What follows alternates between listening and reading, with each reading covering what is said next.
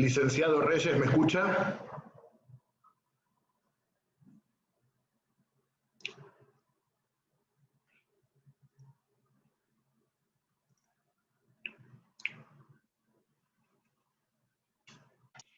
Licenciado Reyes.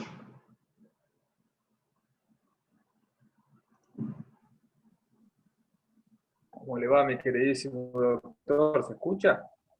¿Cómo le va? Con pésima conexión hoy. Tengo menos conexión que Alberto ayer en la cumbre iberoamericana. Por eso estoy sin van ganando en el altiplano.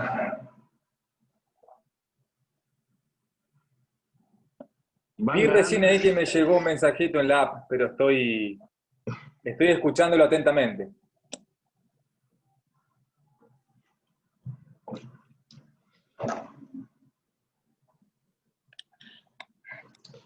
Bueno, vamos a poner la imagen, vamos a blanquear la cara. Vio, licenciado, que mencioné a alguien que no tendría que mencionar. Sí, lo escuché, doctor, clarísimo. Yo escuché Carlos I de Anillaco. Bueno, parece que en su testamento dijo que Boca iba a ganar la Libertadores este año. Se me corta, doctor, no lo escucho.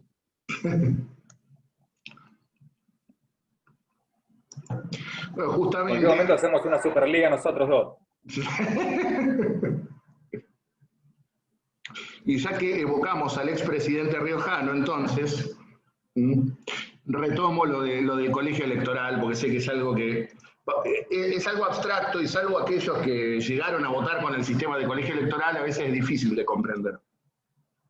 Pero reitero, el pueblo a través del voto, el pueblo con las restricciones que establecía esta Constitución, ¿verdad?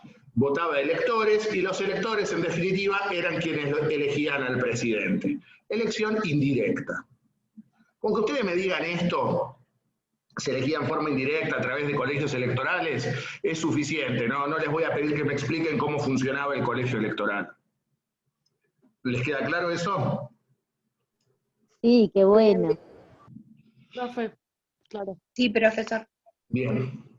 Y para terminar con el Ejecutivo, me queda la cuestión de la cefalía, en el caso de ausencia, destitución o muerte del presidente. Como ya les adelanté, esta Constitución no previó la figura de un vice. En consecuencia, en caso de ausencia, lo reemplazaba el presidente del Senado. Presidente del Senado, elegido, como les dije con respecto a la Constitución del 19, elegido por el propio cuerpo. El Senado elige su propio presidente. Del mismo modo que la Cámara de Diputados elige su propio presidente. Bien, ahora vamos al Poder Judicial, exactamente igual al de la Constitución del 19. Una Corte Suprema de Justicia y tribunales inferiores. Los elige el presidente con acuerdo del Senado, aquella vez el director con acuerdo del Senado, ahora el presidente con acuerdo del Senado, y duran mientras dure su buena conducta, lo que vimos que era la garantía de inamovilidad, es decir, se jubilen, se mueran o sean destituidos por juicio político. Lo único que cambia esta Constitución es la composición de la Corte, que fija el número de jueces en 9. 9 jueces y 2 fiscales iban a componer la Corte Suprema de Justicia. El resto es igual al Poder Judicial de la Constitución de 1819, por lo tanto, en honor a la brevedad, allí me remito. Lo propio debo decir respecto del juicio político y de la reforma constitucional. Son exactamente iguales al mecanismo de juicio político y de reforma de la Constitución de 1819. Por lo tanto, también me remito a lo allí explicado. La única diferencia del juicio político en esta Constitución es que es mucho más acotado en cuanto a quiénes pueden ser acusados. Lo reduce a los miembros de los 3 poderes del Estado, y a los gobernadores de provincia y a los jueces provinciales. Nada más. Recuerden que la de 1819 era mucho más amplia. Embajadores, obispos, militares, etc. Esta es más acotada. Miembros de los 3 poderes del Estado, gobernadores de provincia y jueces de provincia. Después, En cuanto a las mayorías y el mecanismo y las causales y el efecto, es exactamente el mismo. Y con respecto al mecanismo de reforma constitucional, también es exactamente el mismo mecanismo. Por lo tanto, no lo voy a reiterar aquí, lo doy por explicado cuando vimos el texto de 1819.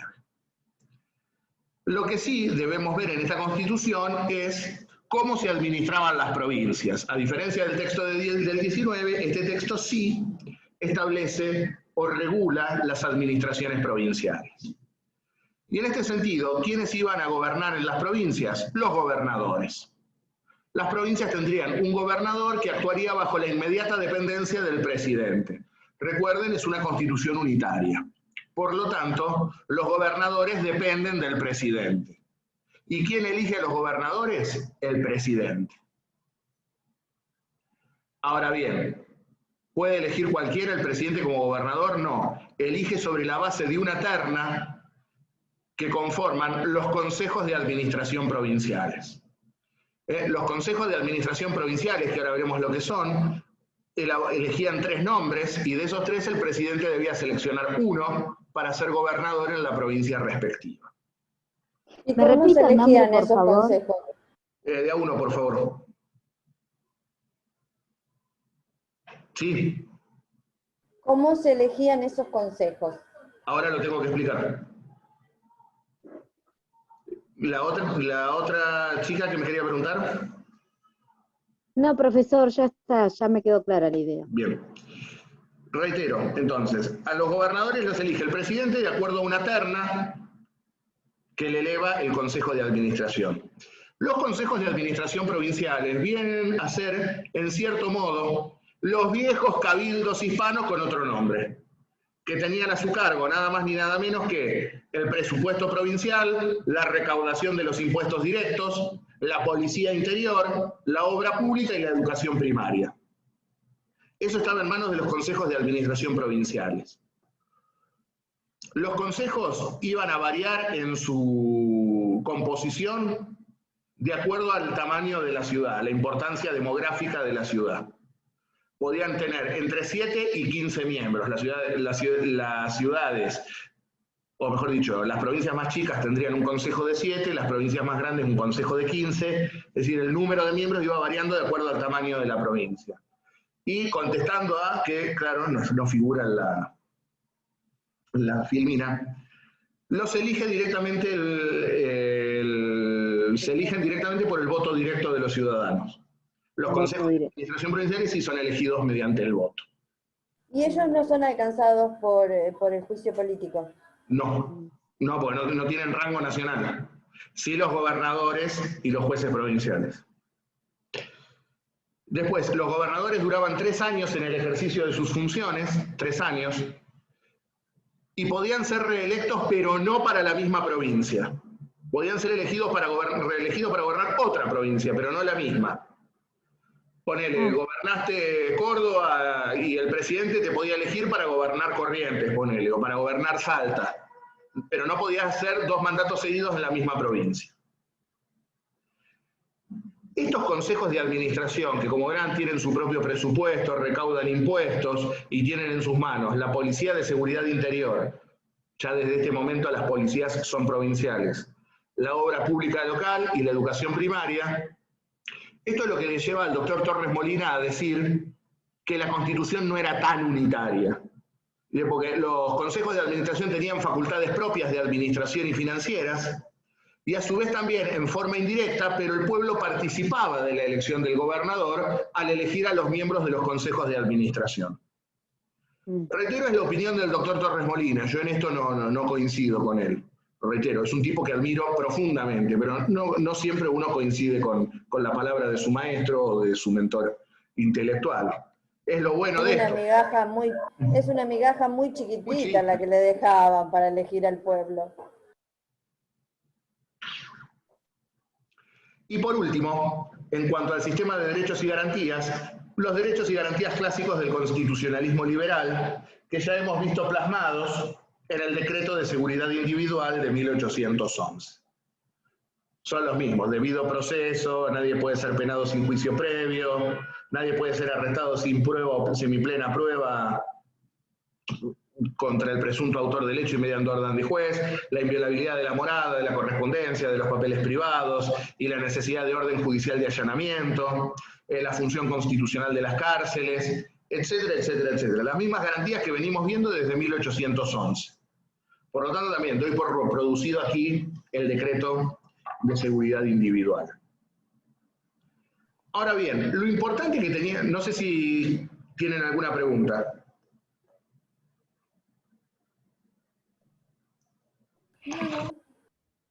Bien, lo importante que tenía esta Constitución es que tenía un capítulo dedicado a cómo debía ser aprobada. Si ustedes recuerdan, de conformidad con la ley fundamental, cada provincia se había reservado para sí el derecho de aprobar o desechar la Constitución. Pues bien, esto se plasmó en el texto constitucional. En un capítulo se estableció que la Constitución sería sometida a la libre aceptación de las provincias por el órgano de sus juntas o que se formen al efecto. Es decir, la Constitución tenía que ser aprobada por las provincias y el órgano que debía aprobarlas o desecharlas eran las legislaturas locales, ya sea la que venía funcionando o una que se eligiera específicamente al efecto. Y la Constitución, para tener vigencia, se requería que al menos fuera aceptada por las 2/3 partes de las provincias y la capital. Si era aceptada por más de los 2/3, entraba en vigencia. Pues bien, en consecuencia, la Constitución fue un regalito de Navidad. Fue sancionada el 24 de diciembre de 1826 y rápidamente el Congreso ordena al Poder Ejecutivo que envíe delegados al interior para llevar y explicar en las provincias el texto constitucional. Y veremos que a los delegados del Congreso los echaron a bolsazos de las provincias. La ceguera política en la cual estaban sumida el gobierno de Rivadavia era terrible. Había guerra civil en el interior. Las provincias estaban todas levantadas en armas contra el gobierno de Rivadavia, producto de lo que había hecho la Madrid. En consecuencia, fíjense que si le iban a aprobar la Constitución, pero los echaron a patadas a los delegados del Congreso cuando entraron a las provincias. Ninguna provincia aprobó la Constitución, ni de cerca los 2/3. Ninguna provincia la aprobó. Y quizá el caso más anecdótico fue el de Santiago del Estero, como lo cuento siempre. En el mes de enero es enviado José de Tesanos Pinto como delegado del Congreso a llevarle al gobernador de Santiago, a Juan Felipe Ibarra, la Constitución. Solicita audiencia a Tesanos Pinto con el gobernador. Ibarra le dijo, pase cuando quiera. Y Tesanos Pinto se constituyó en la Casa de Gobierno. Piensen ustedes, Santiago del Estero, enero de 1827, no piensen en el palacete que tenemos acá en calle 6. La Casa de Gobierno de Santiago del Estero era la Casa Ibarra. A ver. Y encima, mes de enero, 3 de la tarde, ¿qué podía estar haciendo el gobernador de Santiago? Durmiendo la siesta. Exactamente, ¿qué iba a hacer el pobre Ibarra con 40 grados a la sombra? Dice Tesanos Pinto en su memoria, tamaña sorpresa me llevé cuando llegué a la residencia del gobernador. No había escolta formada, nadie que me recibiera. Claro, el retiro era la Casa de Ibarra, no la Casa de Gobierno. Tuvo que golpear las manos para que lo atendieran. Imagínense este cheto todo almidonado con fraque y levita. Claro, lo atiende la criada de Ibarra. Dice, ya voy a ver al patrón si lo quiere recibir, lo dejó esperando en la vereda, imagínense lo ofuscado que estaba Tesanos Pinto. Y bueno, el patrón dice que pase, y acá Tesanos Pinto dice, la sorpresa que me llevé cuando encontré al gobernador en un atuendo semisalvaje e impropio para la ocasión, con una vincha en la cabeza, la camisa desprendida y en calzoncillos. Y sí, durmiendo a la siesta, con 40 grados en enero, ¿y qué querés? Que esté con fraque y levita como estabas vos, como dice el Pepe Rosa, me parece que era más adecuada el atuendo de Ibarra que el de Tesanos Pinto. Ibarra le dice, bueno, ¿qué quiere? Encima que me despierta, ¿qué quiere? Y le traigo acá la Constitución. Ah, el cuadernito, le dice Ibarra. El cuadernito con el cual ustedes nos quieren esclavizar. Dice, eso es una infamia, le dice Tesanos Pinto. ¿Qué pruebas tiene usted de eso? Mire, tengo todas las letras que quisieron cambiar para armar el ejército para voltear a los gobernadores en el interior. ¿Le alcanza? Dice, déjeme la Constitución por ahí. Se va a Tesanos Pinto y cuando llega a la posada donde estaba parando, lo espera un edecán del gobernador y le dice el gobernador que se olvidó el cuadernito era la Constitución. Y además le dice que tiene 24 horas para salir de la provincia o lo fusila. Wow. En todas las provincias. Lo mismo que a La Rioja lo mandaron a don Dalmacio Vélez Arfiel, el que luego sería el autor del Código Civil. Vélez ni siquiera se animó a entrar a La Rioja, se quedó en San Luis y se la mandó por correo. Y como el correo se la llevó y Quiroga le devolvió sin abrir el pliego al correo y le dice, vuelva a Cecilio Verdeja. Cecilio Verdeja era el correo. Dice, y devuélvale esto al hombre del Congreso de Buenos Aires que pretende atar a las provincias al pomposo carro del despotismo. Es poético, se puso Facundo. Lo cierto es que todas las provincias rechazaron la Constitución de 1826. Curiosamente, solo la provincia oriental fue la única y solitaria que aprobó el texto. El resto lo rechazó abiertamente. Mientras tanto, en ese contexto de la guerra civil, Facundo Quiroga había derrotado a la Madrid y prácticamente se volvía a normalizar la situación en el interior. Los gobernadores derrocados por los golpes de Estado de la Madrid volvían a sus provincias. Con lo cual ahora todas las provincias estaban en pie de guerra por la agresión que habían sufrido por el ejército unitario, al cual ya denominaban el ejército presidencial. En efecto, en abril de 1827 van a conformar una liga de gobernadores por la cual abiertamente se comprometen a derrotar al presidente de Buenos Aires, así lo denominaban, el presidente de Buenos Aires. Mientras tanto, mientras nos estamos peleando en el interior, mientras estos mandan el cuadernito, quiero recordarles que estábamos en guerra con Brasil. Y en febrero de aquel año 27 vamos a lograr uno de los triunfos de armas más importantes de toda la historia militar argentina. En febrero de 1827, el 20 de febrero de 1827, el ejército argentino al mando de Carlos María de Alvear derrota terminantemente a las fuerzas brasileñas en Ituzaingó, y con esto prácticamente la guerra queda ganada en el campo de batalla. Cuestión que queda ratificada luego de que el glorioso almirante Brown destroza a la escuadra brasileña en la batalla de Juncal, en el Río de la Plata. La escuadra brasileña era mucho más poderosa que el almirante Brown, pero era una escuadra para pelear en mar abierto.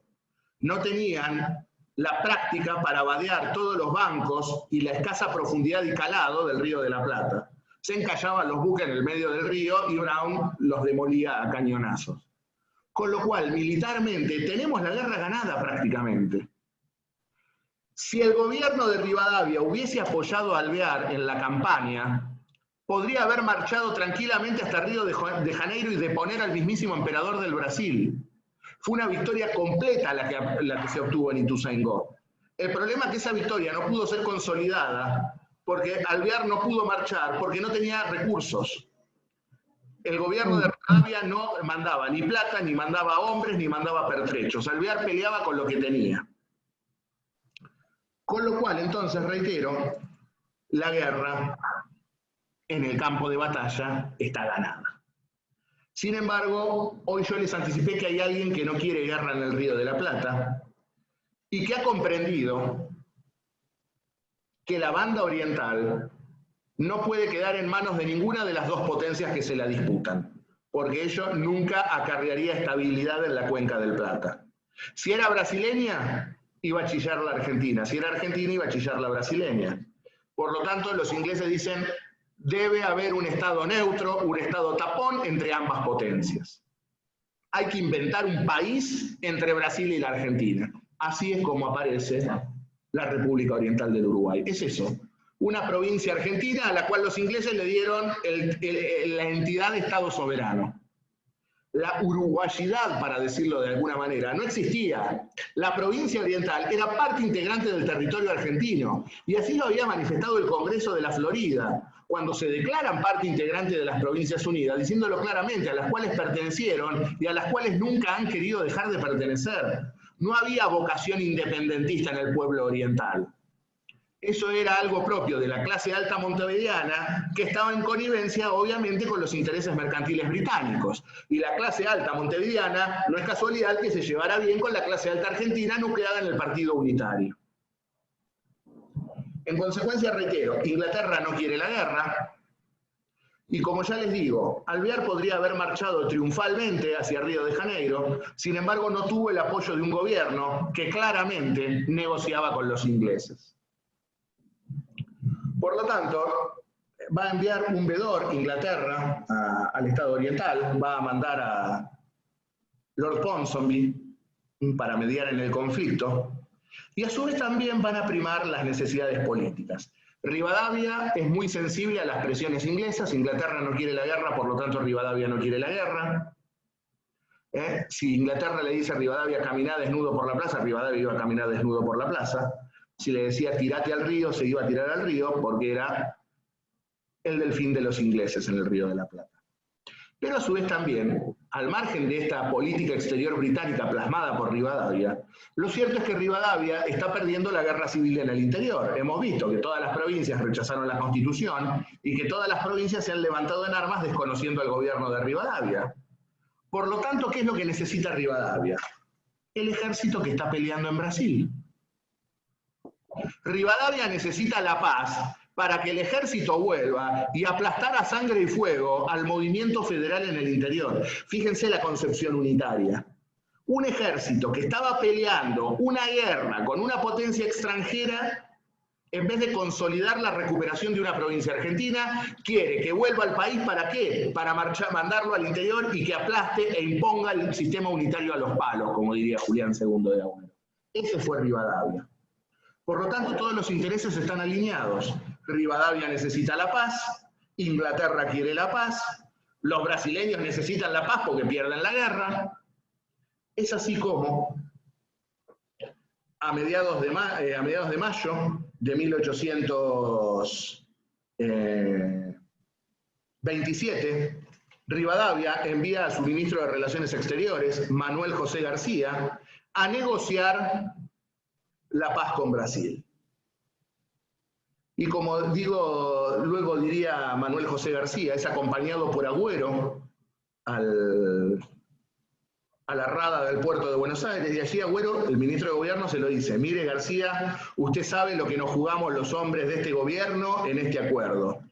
Vaya, traiga el ejército de vuelta y haremos la unidad a los palos. Así consideraban imponer su proyecto político, a sangre y fuego, como lo hicieron toda la vida y como lo seguirían haciendo. Nunca pueden ganarle una elección a nadie, necesitan la fuerza para imponer su proyecto político o sus medidas antipopulares. Y además le dice, vaya y haga la paz a cualquier precio. La paz a cualquier precio, don Julián, la paz a cualquier precio. Y García fue e hizo la paz a cualquier precio. Escribió una de las páginas más bochornosas de la historia argentina al firmar un tratado de paz el 24 de mayo de 1827, por el cual la Argentina renunciaba a su soberanía sobre el Estado oriental. La provincia ficticia, como decían los brasileños. Se neutralizaba la isla Martín García, es decir, también se renunciaba a la soberanía sobre la isla Martín García. Teníamos que indemnizar a los brasileños por haberles ganado la guerra en el campo de batalla, principalmente la guerra de corsarios que había llevado a cabo el almirante Brown. Y había que pedirle a los ingleses que garantizaran la libre navegación del Río de la Plata por 15 años. La guerra que habíamos ganado en el campo de batalla, el gobierno de Rivadavia pérfidamente la entrega en el campo de negociaciones políticas. Cuando la noticia llegó a Buenos Aires, lo quisieron linchar a García, casi lo matan, porque obviamente estalló el pueblo en Buenos Aires. ¿Cómo vas a renunciar a una provincia en una guerra que vamos ganando? Esta no era como gente diciendo vamos ganando, esta la estábamos ganando en serio. Alvear había ganado en Ituzaingó, Brown les había hundido la flota, y este va y entrega la provincia. Curiosidades del destino, el que lo manoteó de un brazo y lo refugió en su casa para que no lo mataran, fue Dorrego. No. Los unitarios con Dorrego no tendrían la misma misericordia. Dorrego no. Lo cierto que en este contexto político el gobierno de Rivadavia está muerto. El escándalo, lo primero que hace Rivadavia, ¿cuál es? Echarle la culpa a García. No, yo jamás le di a mi ministro estas instrucciones, él se ha excedido en sus negociaciones. Y García, que no se comía ninguna, se lo dice con toda la ley. Yo fui y hice lo que vos me dijiste. Con lo cual, se empiezan a pelear entre ellos, imaginen el prestigio del gobierno. A esto hay que sumarle que desde abril de 1827 venía funcionando, reitero, luego de que los gobernadores federales vuelven a sus provincias, luego de vencer en el interior al general Lamadrid, se firma un acuerdo de la Liga de Gobernadores por la cual los gobernadores se comprometían precisamente a rechazar la Constitución, cosa que ya hemos visto que había comenzado a ocurrir, auxiliarse mutuamente contra el gobierno de Buenos Aires, así lo llamaban, el gobierno de Buenos Aires llamado nacional, no le daban entidad de gobierno nacional, poner todos sus recursos para destruir a las autoridades nacionales, convocar a un congreso para organizar el país bajo la forma federal, y además se comprometían a continuar la guerra con el Brasil por la provincia oriental. Fíjense la diferencia, las provincias están decididas a continuar la guerra y a que la provincia oriental sea Argentina, no así el Partido Unitario de Buenos Aires. Por lo tanto, tiene todo el interior levantado, el prestigio popular en Buenos Aires destruido producto de las negociaciones García, y Dorrego muy hábilmente publica en su diario, en el Argentino, el negociado de las compañías mineras que había formado Rivadavia en Londres y que pretendieron explotar las minas del Cerro Famatina en La Rioja. Con esto, el gobierno de Rivadavia cae definitivamente. Si bien el Congreso rechazó el tratado, no alcanzó para salvar políticamente a su jefe, y el 30 de junio de 1827 Rivadavia renuncia. Reitero, el 30 de junio de 1827 Bernardino Rivadavia renuncia a la presidencia de la Nación. Rápidamente, los jefes políticos de ambas bancadas, de la bancada unitaria y de la bancada federal, Julián II de Agüero, el ministro de Gobierno de Rivadavia, y Manuel Dorrego, acuerdan una ley de emergencia, lo que se conoció como la ley del 3 de julio de 1827, por la cual se ponen de acuerdo en primer lugar, nombrar a un presidente provisorio hasta que se reuniese una convención nacional. Este presidente provisorio debía continuar la guerra con Brasil y tener el mando superior de los ejércitos. Decidían ponerle punto final a la actuación del Congreso. El presidente provisorio debía convocar a una convención nacional de un diputado por provincia. Y a su vez también, lo que es más importante para nosotros, se restablece institucionalmente la provincia de Buenos Aires. La provincia que había desaparecido como consecuencia de la ley capital, ahora era restablecida institucionalmente. Resurge Buenos Aires como ente de derecho público.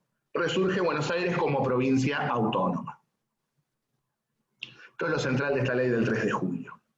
Inmediatamente, el Congreso elige al autor del himno, a Vicente López y Planes, como presidente provisorio, quien, de conformidad a lo establecido en la ley del 3 de julio, convoca elecciones para formar la Junta de Representantes porteña. Solo se van a presentar los federales a esta elección. Solo se presentan los federales a esta elección. Y obviamente, el 12 de agosto de 1827, se vuelve a instalar la Junta de Representantes de Buenos Aires, se vuelve a instalar la legislatura porteña, y ese mismo día, 12 de agosto de 1827, la legislatura elige a Manuel Dorrego, gobernador de la provincia. ¿Sí? En 1827, el 12 de agosto de 1827, profe. Sí. Bien. Una vez instalada la Junta y elegido Dorrego gobernador, Vicente López renuncia a su cargo de presidente y se disuelve el Congreso, quedando los poderes nacionales delegados en el gobernador de Buenos Aires.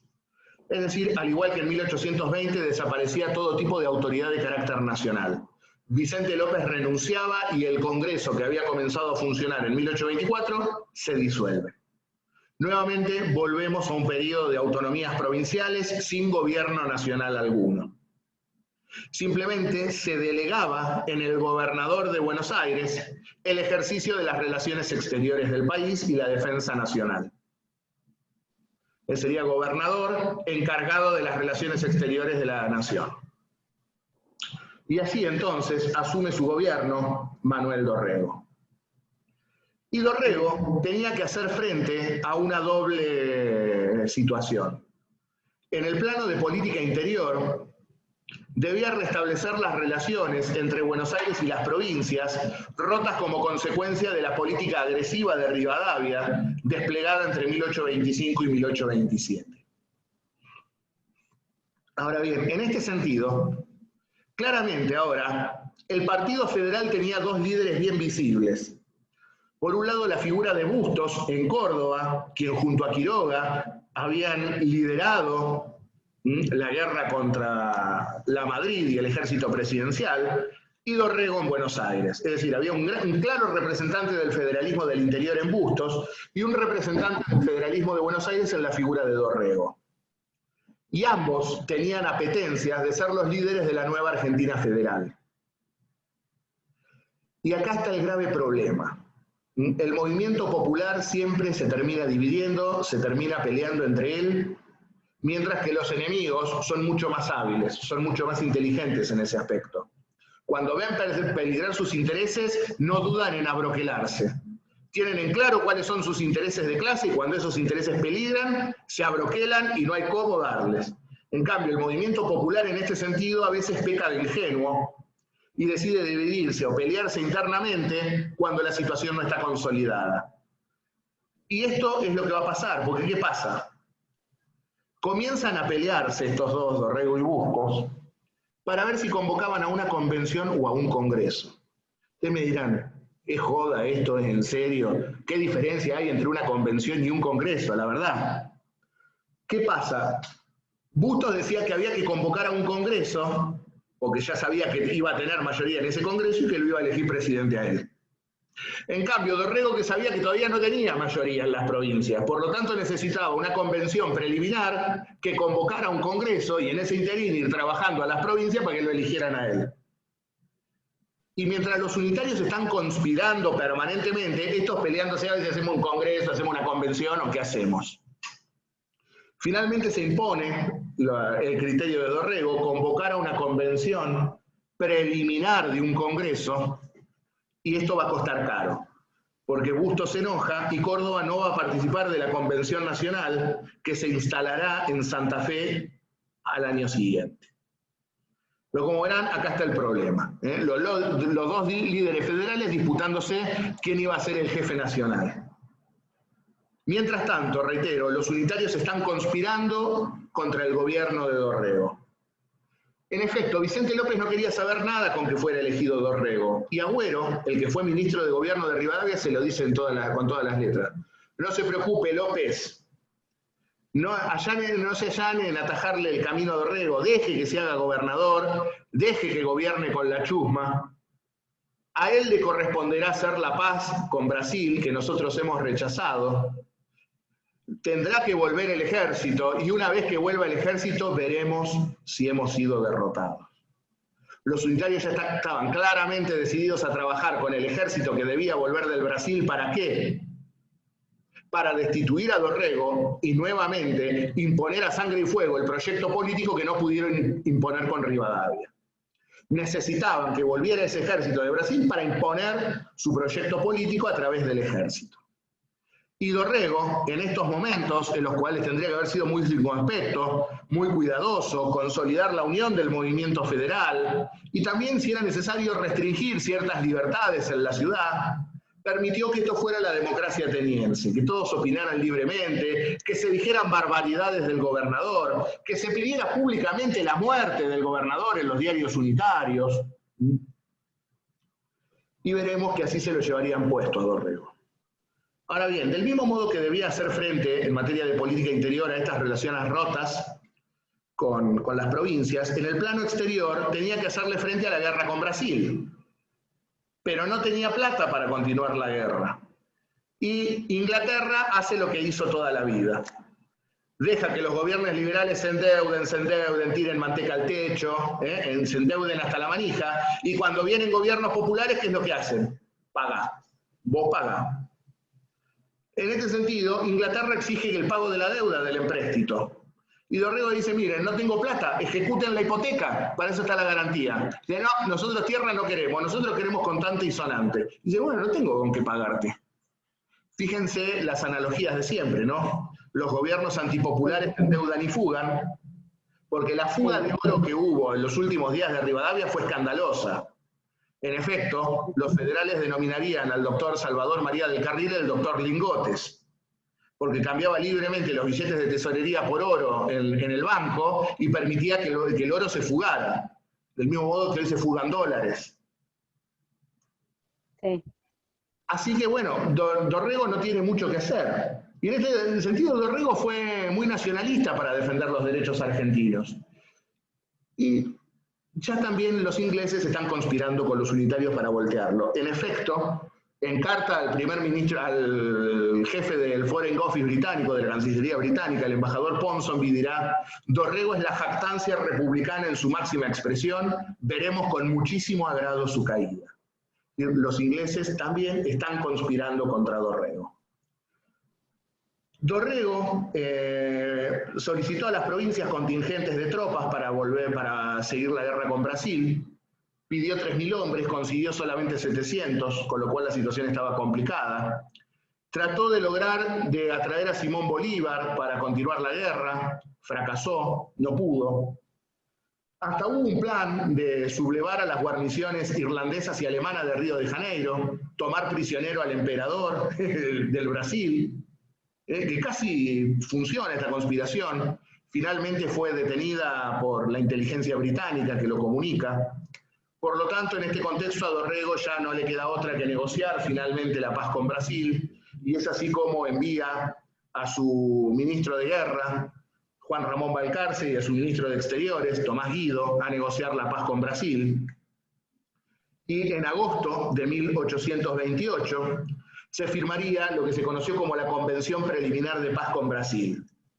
Esta convención iba a establecer la renuncia definitiva de Brasil y de la Argentina a la provincia oriental, que se constituye en Estado libre e independiente. Lo que querían los ingleses. El Estado oriental, Estado libre e independiente. Ambas naciones se comprometían a defender la independencia e integridad del nuevo Estado oriental. Un Congreso oriental debería redactar una constitución que tenía que ser aprobada por los argentinos y por los brasileros. Las tropas, tanto argentinas como brasileras, debían evacuar el territorio oriental. La Argentina y Brasil se reservaban la navegación del Plata y sus afluentes por 15 años. Y a su vez establecían aquí que no se podrían reanudar las hostilidades sin previa notificación hecha a la potencia mediadora con una antelación de 6 meses. Volvemos 5 minutitos nada más, así redondeo esto, que si no, no va a quedar claro para mañana. 5 minutos para redondear el tema y cortamos. Bueno. En este sentido, entonces, no podrían reanudarse las hostilidades sin previa notificación hecha recíprocamente a la potencia mediadora. Es decir, que si